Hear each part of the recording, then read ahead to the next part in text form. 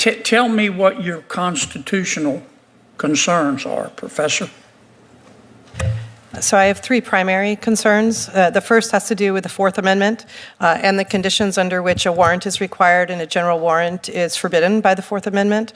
I don't believe you, Professor. Okay? You're trying to love this to death, aren't you? I disagree.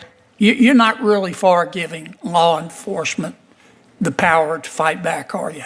I am in favor of giving law enforcement that power and respecting constitutional limits. Okay, I've read some of your stuff. I think you'd be more intellectually honest if you just come out and say, I'm on the side of the bad guys here. I think we shouldn't give state and local law enforcement the authority to fight back. You're trying to make it as hard as possible, aren't you? We'll have to disagree on that point, Senator. Nah. You know, you ever heard the expression, watch what they do, not what they say? I've watched what you've done. I know what you believe. Kennedy locked eyes with a Georgetown legal scholar and delivered exactly 4 words. I don't believe you. The professor claimed she fully supports granting police the necessary authority to combat illicit narcotics. Kennedy possessed proof. He knew better. Subscribe and let's watch. Is it? No, sir. Thank you, sir. Thank you, Senator. Senator Kennedy?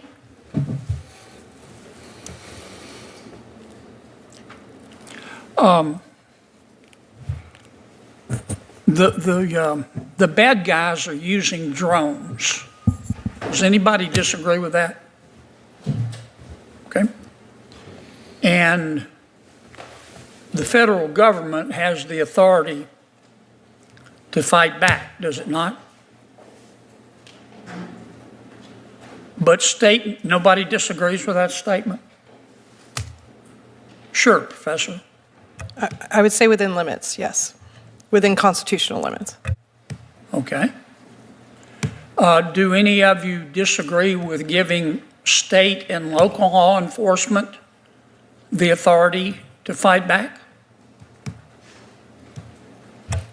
Again, within constitutional limits. Okay. Tell me what your constitutional concerns are, Professor. So I have three primary concerns. The first has to do with the Fourth Amendment and the conditions under which a warrant is required and a general warrant is forbidden by the Fourth Amendment. So in this particular case, it's important. Professor, before you give me one of your lectures, are you saying that we should require state and local law enforcement to get a warrant before they fight back? It depends on the condition.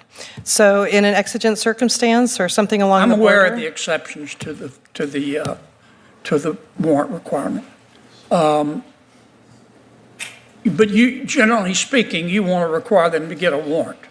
Only for the search of a device or the seizure of property. There are also due process implications of that. Mm-hmm. Okay.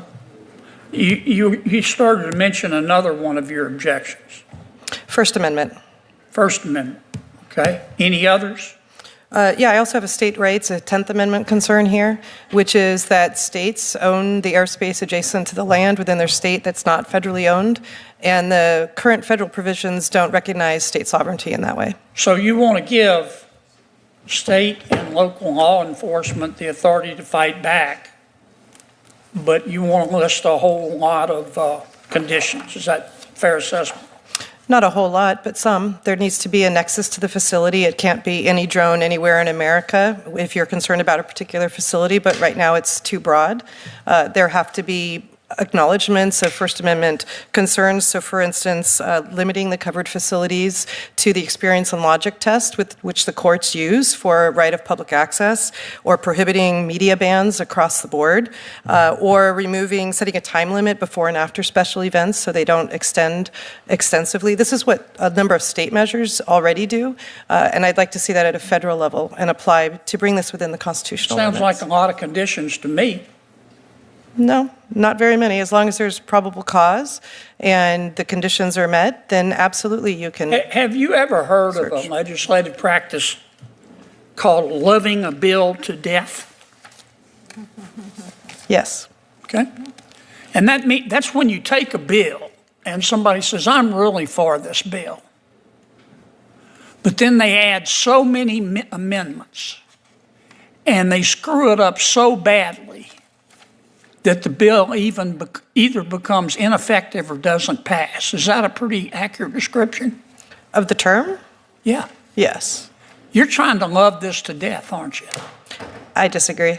You're not really for giving law enforcement the power to fight back, are you? I am in favor of giving law enforcement that power and respecting constitutional limits. I don't believe you, Professor. Okay? You're not talking to Bambi's baby brother here. Okay? I've read some of your stuff.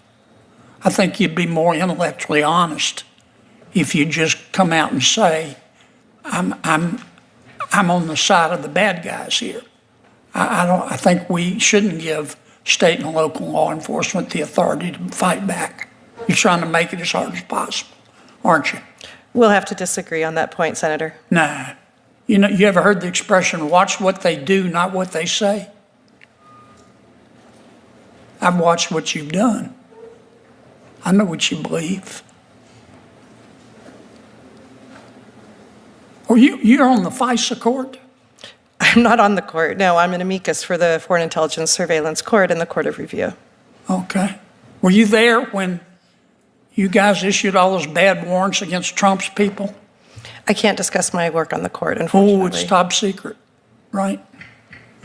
You'd have to put me on the American people on double secret probation if you told them the truth, wouldn't you?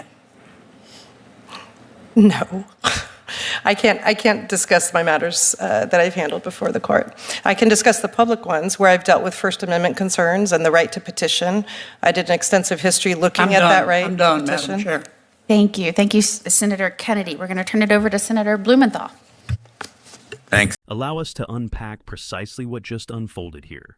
This event was a Senate Judiciary Committee proceeding focused on granting state and municipal police the power to neutralize hazardous unmanned aerial vehicles. Georgetown law professor Laura Donahue appeared at the session to testify as an expert witness. Kennedy commenced with the fundamental reality that malicious actors are utilizing drones, asking if anyone opposed that fact. Not a single person offered any disagreement. He then established that the national government possesses the jurisdiction to retaliate, questioning if anyone challenged that premise. Again, no one voiced any objections. He followed up by asking whether regional and local police departments should receive that exact same capability. Donahue answered affirmatively, provided the measures remained within constitutional parameters. Kennedy subsequently instructed her to specify those required stipulations. She began by citing the Fourth Amendment, specifically regarding warrants necessary for inspecting equipment and confiscating assets. She then raised First Amendment issues regarding journalistic freedom and the broadcasting of civic gatherings. Following that, she introduced a 10th Amendment states' rights debate concerning oversight of regional airspace. Kennedy patiently allowed her to complete her detailed explanation. He then posed the glaring question of whether it is truly reasonable to claim you want to empower police while simultaneously demanding an exhaustive list of restrictions. She replied that it was not an overwhelming list, but merely a few necessary boundaries. Kennedy had clearly tolerated enough of this rhetoric. He asked if she was familiar with the concept of loving a piece of legislation to death, where someone claims to support a measure, but bogs it down with so many modifications that it either becomes utterly useless or fails to pass entirely, bluntly asking if she was trying to love this current bill to death. She maintained that she entirely disagreed with his characterization. Kennedy stared directly at her and noted that she was not genuinely in favor of giving officers the leverage to fight back. She fired back that she absolutely supports it, provided it stays within the bounds of the Constitution.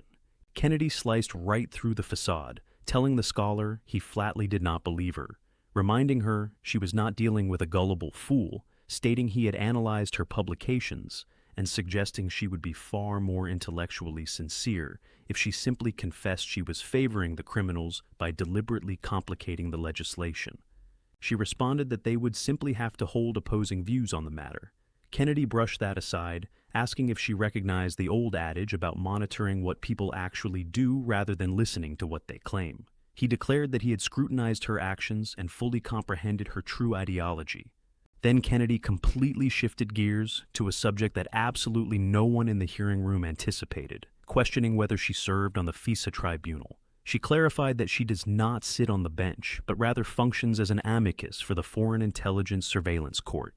Kennedy immediately drilled down, asking if she was present when those highly controversial warrants were greenlit against Trump's associates.